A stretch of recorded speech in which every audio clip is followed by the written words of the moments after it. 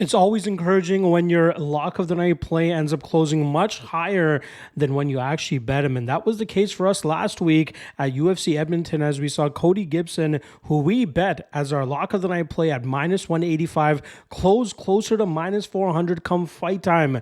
And then he absolutely went out there and made it look like a lock of the night play as well, applying his wrestling advantage and keeping Angeliger in those bad positions, grinding that victory out and allowing us to cash that lock of the night ticket. That now brings our yearly record to 78-38 for plus 16.94 units and a 3% ROI. I believe we had a loss on the ACA lock of the night play, but we did have a victory on the Cage Warriors lock of the night play. So we go 2-1, but it took a very slight loss due to the odds that were in play there. I got another 3 lock of the night candidates for you guys today for this weekend's UFC Vegas 100 card. Just a heads up, there are a ton of chalky favorites. I believe the last time I checked, there were 10 out of the 12 favorites that were minus 220 or worse. Hence why the lock of the night plays you guys are about to hear from me are quite chalky. And I did actually have to implement one total as well, considering how much chalk is on this card. So let's see which one of these 3 I end up going with. The guys that already know what my lock of the night player is going to be are the guys on the Patreon page. So make sure you guys check out the MMA LOTN Patreon page. Link for that in the description below. Not only do they get to know what the lock of the night play is, they know what the dog of the night play is. They already have access to the Locky Trinity and Locky Two-Step, which I'll be dropping to the public on Friday on the YouTube channel. And they also are getting access to written breakdowns for the 2 regional shows going down this weekend that I'm covering in the form of OKTAGON and LFA. So if you want access to those, check out the MMA LOTN Patreon page. All right, without further ado, let's get right into it. First candidate up for the lock of the night play is going to be Melissa Mullins at minus 245.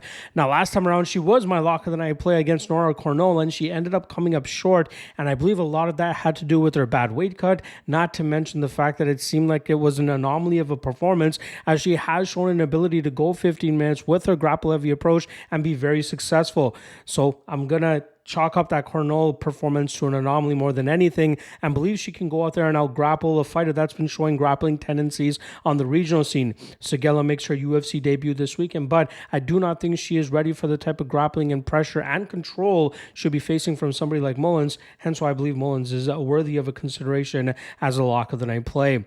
The second lock of the night play candidate is going to be Jillian Robertson and Luana Pinheiro under 2.5 at minus 155. Now, in the past, I have banked on Robertson unders to cash for me, and they did in the first 6 UFC fights that she had when she joined the promotion, and then her next 10 fights, only 4 of them ended up finishing under 2.5, but it really comes down to the level of opponent and stylistic clash that she has ahead of her. In this matchup against Pinheiro, we know Pinheiro has a bad gas tank issue, and she is very effective early, so she could have her own success and maybe even find Robertson in a submission or a TKO position, but I believe that Robertson will be able to survive that early onslaught while applying her resistance and a high level pressure, and I think that will eventually lead to Pinheiro slowing down in the second round, leading to that eventual submission finish for the Canadian savage Jillian Robertson. But the lock of the night consideration I'm making here is the under 2.5 at minus 155. The third and final lock of the night candidate is going to be Renier de Ridder, coming in at minus 300 now as he goes up against Gerald Meerschaert. Meerschaert is obviously a UFC veteran, but de Ridder has been making a name for himself on the ONE FC scene.